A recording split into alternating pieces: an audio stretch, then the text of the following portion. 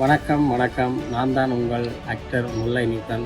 என்னென்று சொன்னால், நான் கூத்தாடி படத்தில் ஒரு சிறந்த கதாபாத்திரத்தில் நடிச்சிருக்கிறேன்.